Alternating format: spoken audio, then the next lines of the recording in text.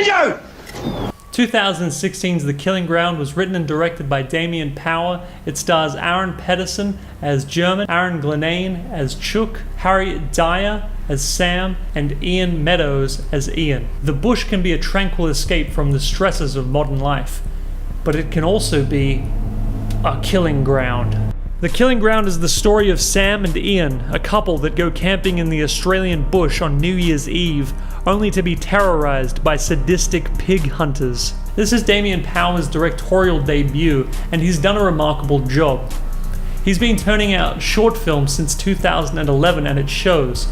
This might be his first feature film, but it feels like something that's come from someone who's been around the block a few times. At the beginning of the film, we're introduced to Ian and Sam.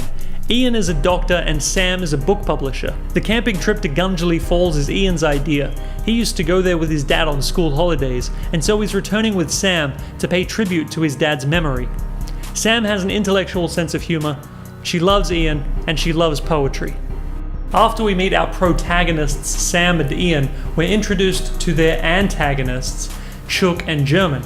This is one of the moves that separate The Killing Ground from the vast majority of survival horror thrillers.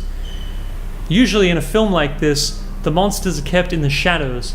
Power, however, shows us that monsters among us are scarier than monsters in the darkness. German, played by Aaron Pedersen, is a tradie with a dog named Banjo. He's been to prison before, and he's resolved to never go back again. Chuck, played by Aaron Glenane, lives with German and looks up to him like an older brother. There's an ominous mentor-protege dynamic at work between the two. All of the performances were exceptional.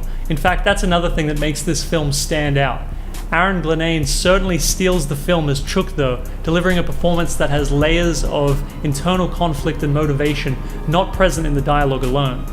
Aaron Pedersen also does a really good job. You might remember Pedersen from Mystery Road, which saw him starring alongside Hugo Weaving. In this film, the character he plays, German, is completely different, but it shows that he has some serious range. As good as many of the elements are, Simon Chapman's cinematography is the best thing about this film. It looks slick and naturalistic. Chapman was the DP on The Loved Ones, The Devil's Candy, and now The Killing Ground. He says Deliverance, Panic Room, and The Shining all inspired the look of this latest work. Like Power, Chapman honed his craft by composing shots for a slew of short Australian films, 5 of which Power directed. The Killing Ground is the best horror film I've seen come out since Green Room. Unlike Green Room though, it does have its flaws, it's not a perfect film. The problem with The Killing Ground is that it wants to be 2 different films at the same time. It wants to be a survival horror exploitation film like The Hills Have Eyes, but it doesn't want to rely on gore or cheap tactics.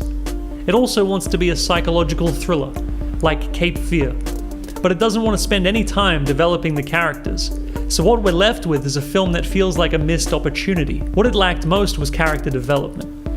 Chuck and German in particular needed more motivation for their crimes. The viewer is given the impression that the pair are sadistic psychopaths. But if that's all there is to them, why not just keep them out of frame until it's their time to shine? Basically, I think the film would have become an instant classic if it were German and Chuck's story and not Ian and Sam's story. The ending of this film has left a lot of people feeling cheated, and I gotta say, rightly so. Some major questions are left unanswered, and the film loses its visceral realism. I wouldn't say it falls apart in the third act, but it certainly loses momentum and some appeal. So that's what I thought of The Killing Ground. It's not a perfect film, it does have its flaws, but I believe it deserves your time and appreciation. The performances are first rate, the atmosphere is suspenseful, the cinematography is beautiful, yet unsettling. It had the potential to be a masterpiece, unfortunately, it didn't deliver.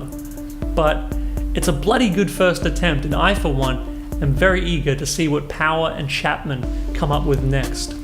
Thanks so much for watching my review. If you enjoyed it, please like and subscribe.